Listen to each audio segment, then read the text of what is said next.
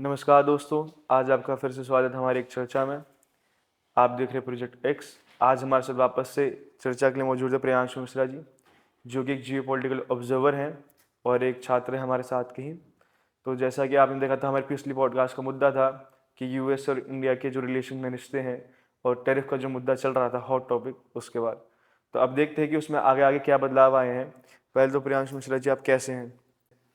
मैं बहुत बढ़िया हूँ। पिछली वाली वीडियो काफ़ी अच्छी, उसके व्यूज़ आए और काफ़ी एक दो कमेंट भी आए थे। आई थिंक लोगों को पसंद आया था, तो आज देखते हैं क्या होता है।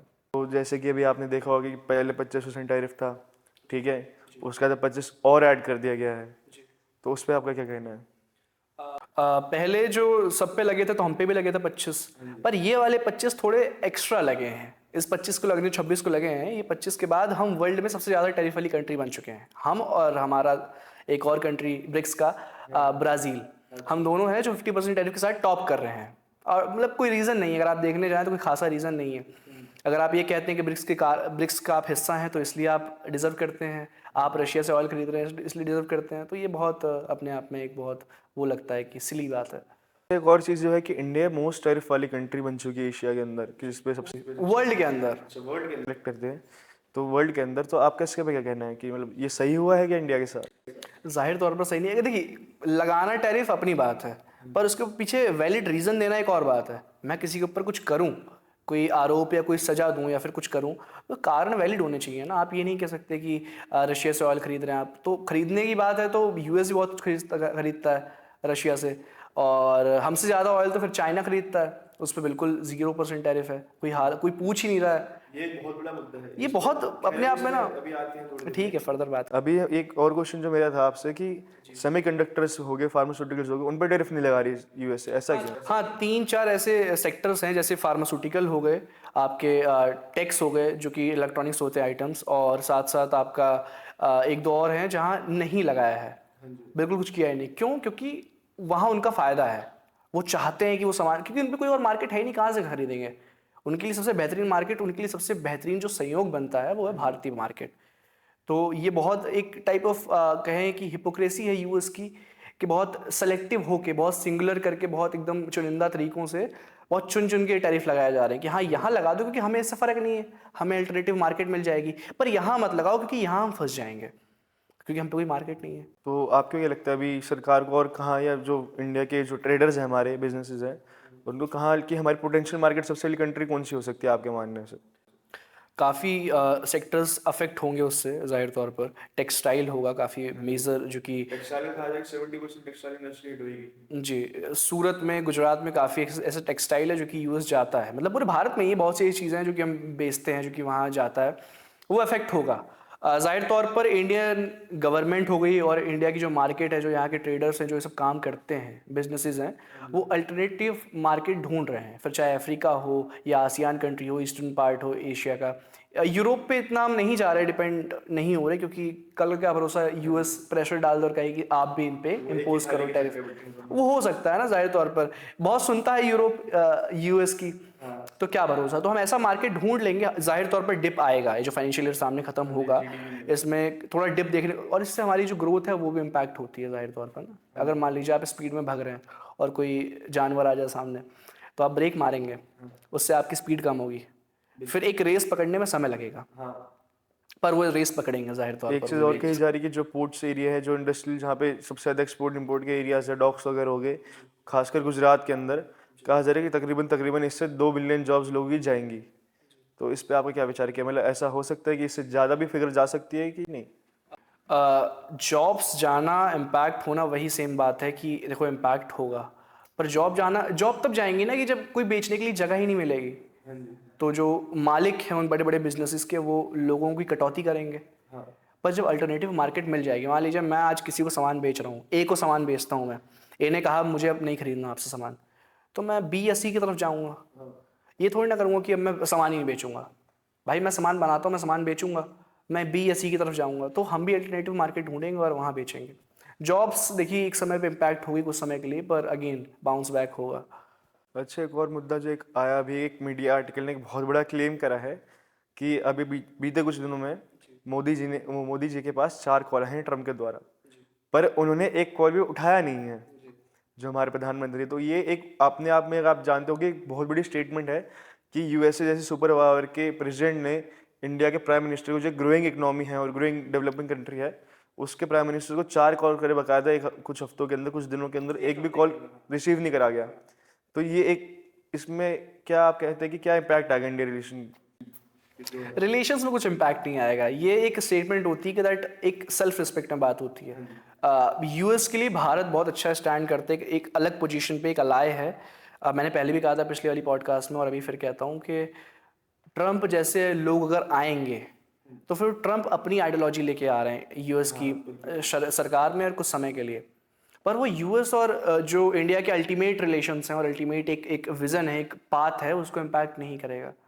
वो वैसे ही रहेगा ना। एक आइडियोलॉजी होती है, वो हमारी चल रही है, वो अनसाइड है। फिर कोई भी बैठे, ओबामा बैठे हैं, ट्रम्प बैठे हैं, बाइडन बैठे हैं, वो डजंट मैटर। बात रही, हाँ, जर्मन आर्टिकल छपा अभी पिछले हफ्ते, एक मीडिया हाउस था जर्मनी का, उसने ये क्लेम किया कि एक हफ्ते के अंदर वॉशिंगटन से न्यू दिल्ली 4 कॉल आई। ट्रम्प ने मोदी जी को 4 कॉल किया और उन्होंने एक भी नहीं उठाया।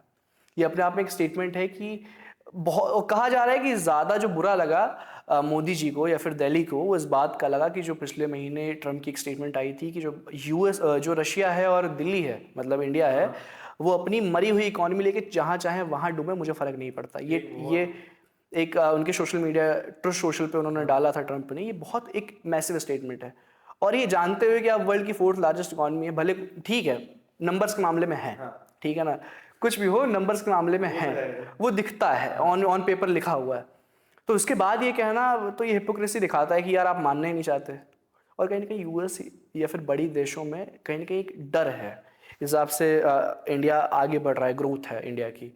अभी 80 साल नहीं हुए हम आज़ाद हुए, 200 साल की हमारी कॉलोनाइजेशन, अंग्रेज़ों की गुलामी के बाद अगर आप इस हिसाब से ग्रोथ अचीव करें, कुछ तो बात है।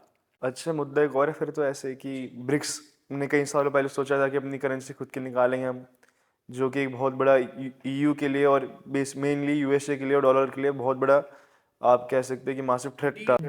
डॉलराइजेशन पे बात हुई थी और ये किसी ने ऑफिशियली कहा नहीं, ब्रिक्स ने कभी कोई स्टेटमेंट दी नहीं। पर उसके बाद ब्रिक्स की कंट्रीज को काफ़ी दबाया गया, अगर आपने देखा होगा गौर से तो। ट्रम्प का जो मैनिफेस्टो था इस चुनाव का, वो यही था कि मैं ब्रिक्स को ख़त्म कर दूंगा।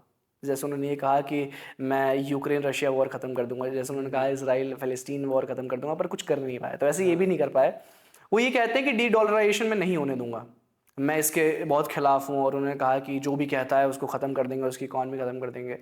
पर कभी क्लेम किया नहीं ब्रिक्स ने। इंडिया कई बार कहता रहता है कि हमने ऐसी कोई स्टेटमेंट नहीं दी है, पर अब नहीं मानना चाहते, उनको डर है।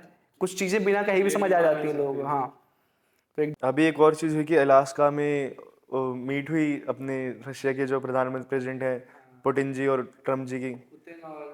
पीस टॉक्स भी उसको कहा जा रहा है कि एक तरीके से सीज फायर के लिए यूक्रेन और उसके बीच में।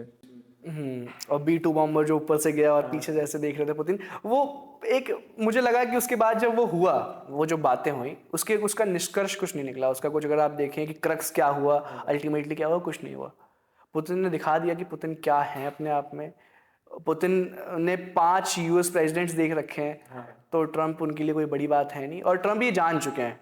काफ़ी ऐसे डीप स्टेट या काफ़ी ऐसे यूएस मीडिया में बात चल रही थी कि ट्रम्प अब पीछे हट रहे हैं, ट्रम्प अवॉइड कर रहे हैं कि पुतिन से कोई बात करना, क्योंकि जानते हैं कि कुछ फर्क पड़ने वाला नहीं है। अल्टीमेटली पुतिन या फिर रशिया पीछे तभी हटेगा, पीछे नहीं हटेगा। अल्टीमेटली वॉर तभी एंड होगी जब वो काफ़ी लैंड एक्वायर कर लेगा। मुझे ये समझ आया पिछले समय में कि जो रशिया है वो वापस विस्तारवाद कर रहा है, वापस एक्सपेंशन कर रहा है। क्योंकि उसने अलास्का के यूएसए के एक लैंड जो यूएसए के पास है, अभी यूएसए को बेचा उन्होंने कई साल पहले, अगर आपको याद है। बहुत पहले वो बेचा था। एक्सपेंशन इन द सेंस कि 1991 में जब सोवियत यूनियन टूटा, वो एक रशियंस के लिए या फिर सोवियट्स के लिए वो एक बहुत दुख की बात थी। वो बहुत हार्ट ब्रोकन था। एक वो था कि बड़ा कॉन्टिनेंट था एक पूरा, मतलब एक बहुत बड़ा लैंड, और उसमें से इतने देश टूट जाना, तब भी इतना मैसिव होना। तो रशियंस चाहते हैं कि वापस वो अपना एक्सपेंशन करें और इन सबको वापस अंडर लें।